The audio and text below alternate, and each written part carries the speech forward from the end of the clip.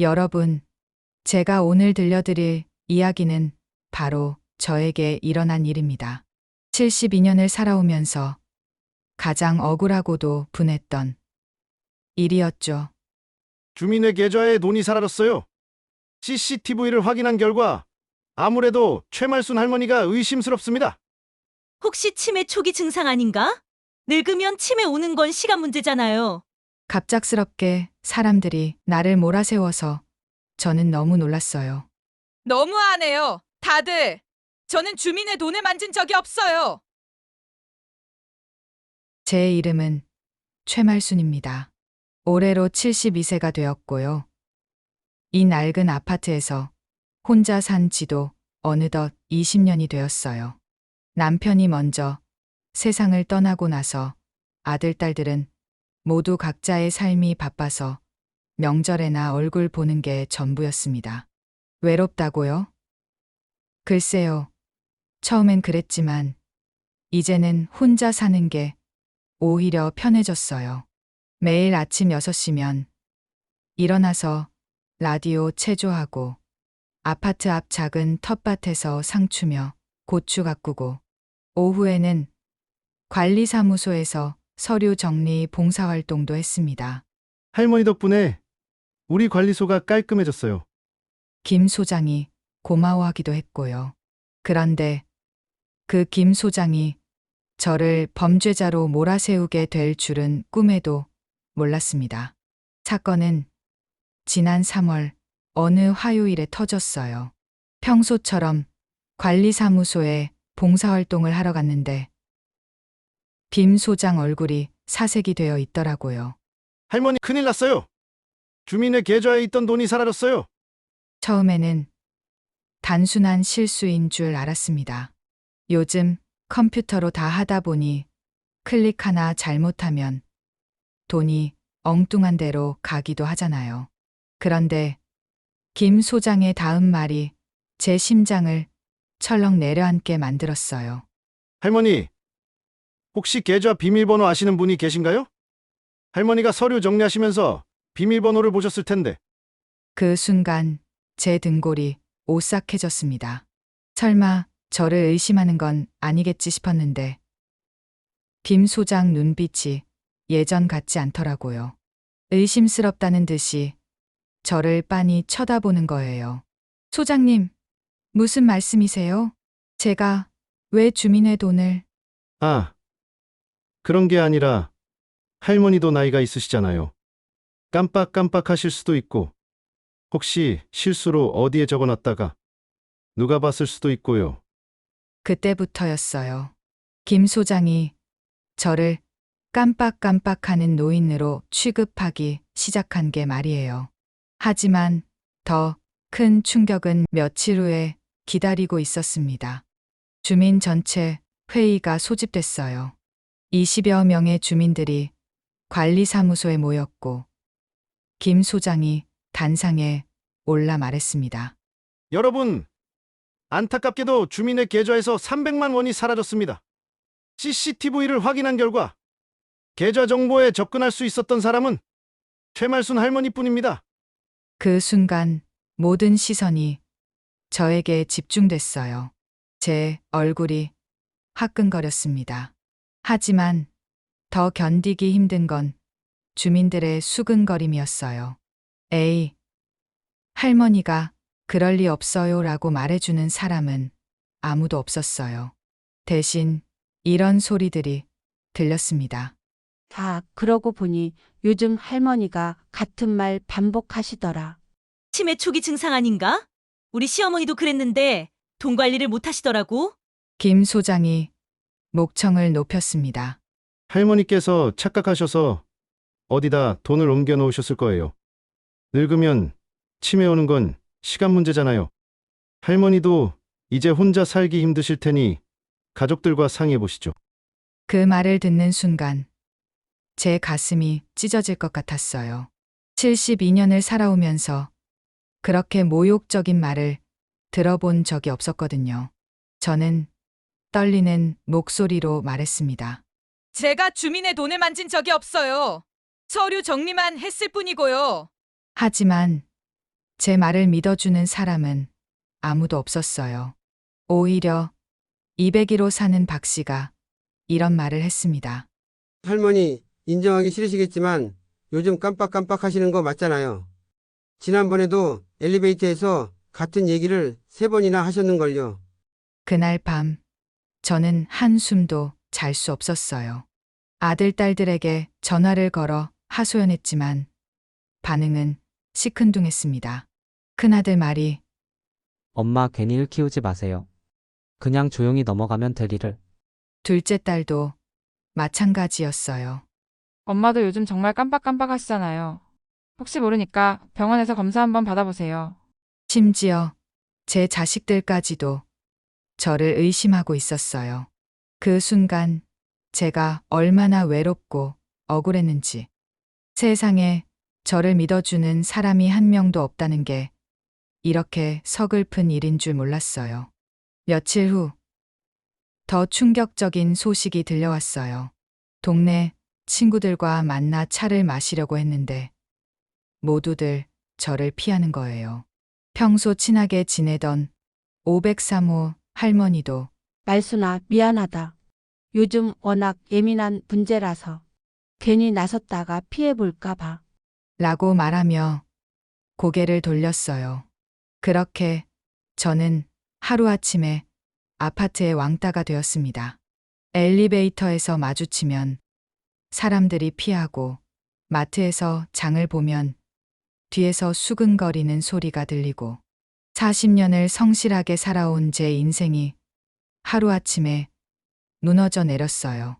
그런데 어느 날 밤 운명적인 장면을 목격하게 됐습니다.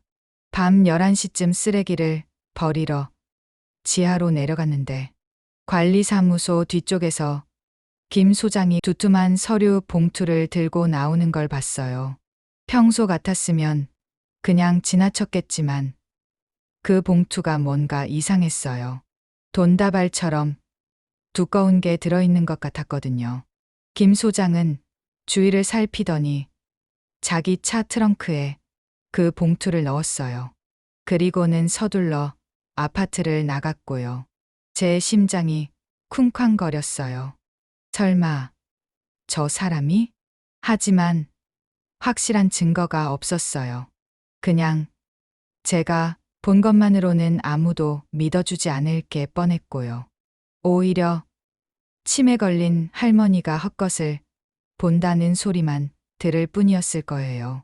그 무렵 더 절망적인 소식이 들려왔어요. 주민회에서 최말순을 법정 후견인 신청해서 재산 관리를 해야 한다는 얘기까지 나왔다는 거예요. 제가 치매에 걸려서 돈 관리를 못한다는 명목으로 말이에요. 그날 밤 저는 거울 앞에 앉아 한참을 울었어요. 주름투성이가 된 제 얼굴을 보면서 생각했어요. 정말 나는 늙어서 쓸모없는 사람이 된 걸까? 72년을 살아왔는데 이렇게 초라하게 끝나는 건가? 하지만 그 순간 제 안에서 뭔가가 끓어올랐어요. 분노였을까요? 의지였을까요? 아마 둘 다였을 거예요. 거울 속 제 눈을 똑바로 보며 다짐했어요. 최말순, 내가 이렇게 당하고만 있을 거냐? 매명예는 내가 지킨다. 늙었다고 만만히 보면 큰 오산이지. 그때부터 저는 달라졌어요. 72세의 나이는 약점이 아니라 무기라는 걸 깨달았거든요. 제가 젊었을 때 뭘 했는지 아세요? 회계사무소에서 격리 일을 했어요. 숫자와 장부를 다루는 일이라면 김 소장보다 훨씬 잘할 자신이 있었어요. 몰래 관리사무소에 들어가서 컴퓨터를 확인해 봤어요. 김 소장이 할머니는 컴퓨터 잘 모르시잖아요 라고 했지만 저는 은행, 인터넷 뱅킹도 척척하는 할머니거든요. 출력물들을 자세히 살펴보니 주민회 계좌에서 김 소장 개인 계좌로 돈이 빠져나간 흔적이 선명했어요. 하지만 이것만으로는 부족했어요. 결정적인 증거가 필요했거든요. 그래서 생각해낸 게 CCTV였어요. 요즘 아파트는 곳곳에 CCTV가 있잖아요. 분명 김 소장이 심야에 돈을 빼돌리는 장면이 찍혔을 거예요. 문제는 CCTV 영상을 어떻게 구하느냐였어요. 관리소장 권한이 있어야 볼 수 있는데 당연히 김 소장이 보여줄 리는 없었고요. 그래서 제가 선택한 방법은 주민들의 도움을 받는 것이었어요. 며칠 동안 계획을 세웠어요. 그리고 평소 저를 곱게 보지 않던 401호 이 씨를 찾아갔어요. 이 씨는 아파트 입주자 대표회의 의장이었거든요. 이 의장님, 죄송하지만 부탁드릴 게 있어요. 이 씨는 저를 보더니 눈살을 찌푸렸어요. 할머니, 무슨 일이세요? CCTV 영상 좀 확인해 주실 수 있나요? 지난달 말 심야 시간대 관리사무소 앞 영상 말이에요. 왜 그걸 보시려고요? 저는 떨리는 목소리로 말했어요. 제가 정말로 그 돈을 건드린 게 아니에요. 진짜 범인이 따로 있어요. 이 씨는 믿지 않는다는 표정이었지만 어쩐지 CCTV 확인에는 동의해줬어요. 아마 확실한 증거로 저를 몰아세우려는 생각이었을 거예요. 이틀 후 드디어 주민 총회가 열렸어요. 이번에는 더 많은 사람들이 모였어요. 소문이 퍼져서 다른 동 주민들까지 구경 왔더라고요. 김 소장은 여전히 자신만만한 표정이었어요. 여러분, 최말순 할머니 건으로 다시 모이게 됐네요. 아직도 할머니는 자신이 돈을 건드리지 않았다고 주장하고 계시는데 그때 이 의장이 일어났어요. 소장님, CCTV 영상부터 한번 봅시다. 김 소장 얼굴이 순간 굳어졌어요. CCTV요. 그걸 왜 할머니가 요청하셔서요. 확실히 하고 넘어가죠. TV 화면에 CCTV 영상이 나왔어요. 처음에는 평범한 낮 시간 장면들이었어요. 제가 관리사무소에 들어가서 서류 정리하는 모습, 김 소장과 대화하는 모습. 그런데 밤 시간대 영상이 나오자 분위기가 달라졌어요. 밤 10시 30분경 관리사무소에 불이 켜지더니 김 소장이 나타났어요. 그리고 컴퓨터 앞에 앉아서 뭔가를 조작하기 시작했어요. 그 다음 장면에서 김 소장은 금고를 열고 돈다발을 꺼내서 검은 봉투에 넣었어요. 주민들 사이에서 웅성거림이 일어났어요. 저게 뭐지? 소장이 왜 밤에 금고를? 하지만 결정적인 장면은 그 다음이었어요. 김 소장이 검은 봉투를 들고 관리사무소를 나와서 자기 차에 실는 장면이 선명하게 찍혀 있었거든요. 그 순간 저는 떨리는 손으로 가방에서 USB를 꺼냈어요. 제가 밤새워 준비한 자료였어요. 컴퓨터에 USB를 꽂자 화면에 계좌거래 내역이 나타났어요. 김 소장 개인 계좌로 300만 원이 입금된 기록이 말이에요. 여러분, 이게 진짜 증거예요. 김 소장이 주민의 돈을 자기 계좌로 옮긴 거예요. 그 순간 회의실이 조용해졌어요. 김 소장 얼굴은 새하얗게 질려 있었고 주민들은 믿을 수 없다는 표정으로 화면을 쳐다보고 있었어요. 김 소장이 마지막 발악을 했어요. 이건 조작된 거예요. 노인이 헛소리하는 거라고요. 하지만 이미 늦었어요. CCTV 영상과 계좌 거래 내역이 모든 걸 말해주고 있었거든요. 주민들이 웅성거리기 시작했어요. 어떻게 할머니한테 이런 누명을 씌울 수가 있어. 정말 파렴치한 놈이네. 할머니, 정말 죄송해요. 저희가 잘못 생각했어요. 그 순간 제 눈에서 눈물이 핑 돌았어요. 억울함의 눈물이 아니라 드디어 제 결백이 밝혀진 기쁨의 눈물이었어요. 김 소장은 결국 경찰에 체포됐어요. 주민회 돈뿐만 아니라 관리비도 횡령한 게 드러났거든요. 주민들은 저에게 무릎 꿇고 사과했어요. 할머니, 정말 죄송합니다. 저희가 할머니를 의심한 거 정말 용서해 주세요. 그리고 며칠 후 큰아들이 달려왔어요. 엄마 미안해요. 제가 엄마를 믿지 못했어요. 둘째 딸도 울면서 말했어요. 엄마가 얼마나 억울하셨을까? 정말 죄송해요. 하지만 저는 아이들을 원망하지 않았어요. 대신 이렇게 말했어요. 괜찮다. 엄마도 너희 입장에서는 그럴 수도 있다고 생각해. 다만 앞으로는 엄마를 좀 더 믿어줬으면 좋겠구나. 그날 밤 저는 거울 앞에 다시 앉았어요. 한 달 전과는 다른 제 모습이 보였어요. 주름은 그대로였지만 눈빛이 달랐어요. 더 당당해지고 더 확신에 차 있었어요. 그리고 이렇게 중얼거렸어요. 나이가 들면 힘은 약해져도 눈은 더 밝아진다. 내 눈엔 진실이 보이고 내 귀엔 거짓이 들린다.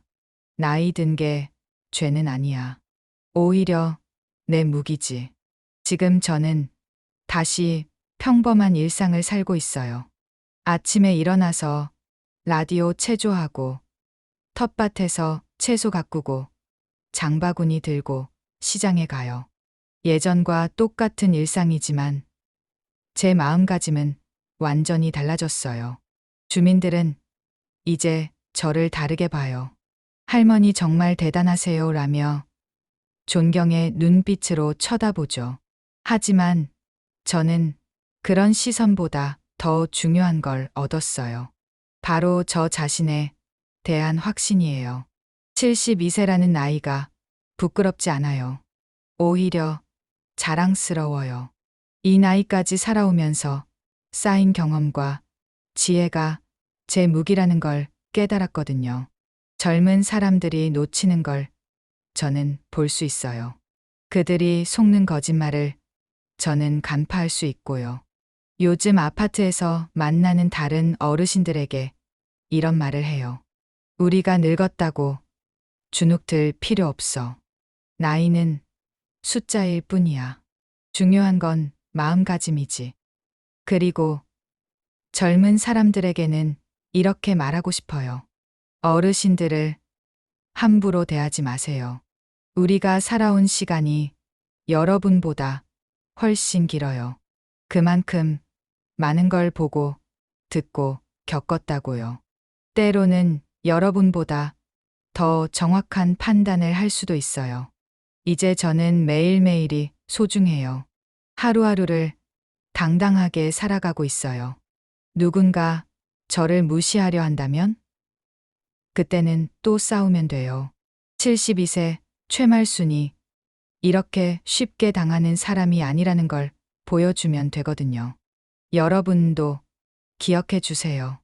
나이가 든다는 건 약해지는 게 아니에요. 오히려 더 강해지는 거예요. 세월이 주는 지혜와 경험으로 말이죠. 그러니 당당하게 사시길 바라요. 누구든 여러분을 함부로 대한다면 제가 그랬듯이 맞서 싸우세요. 그게 바로 우리가 살아온 증거니까요. 여러분, 오늘 제 이야기 어떠셨나요? 72세 할머니도 이렇게 당당하게 살 수 있다는 걸 보여드리고 싶었어요. 혹시 비슷한 경험이 있으시거나 공감되는 부분이 있으시다면 댓글로 나눠주세요. 여러분의 이야기도 듣고 싶어요. 그리고 이런 따뜻하고 용기를 주는 이야기들이 더 많은 분들에게 전해지길 바라요. 구독 버튼과 좋아요 버튼을 눌러주시면 더 많은 어르신들께 힘이 되는 이야기를 들려드릴 수 있을 거예요. 나이가 들수록 더욱 당당하게, 더욱 지혜롭게 사는 우리가 되었으면 좋겠어요. 다음에 또 좋은 이야기로 찾아뵐게요. 감사합니다.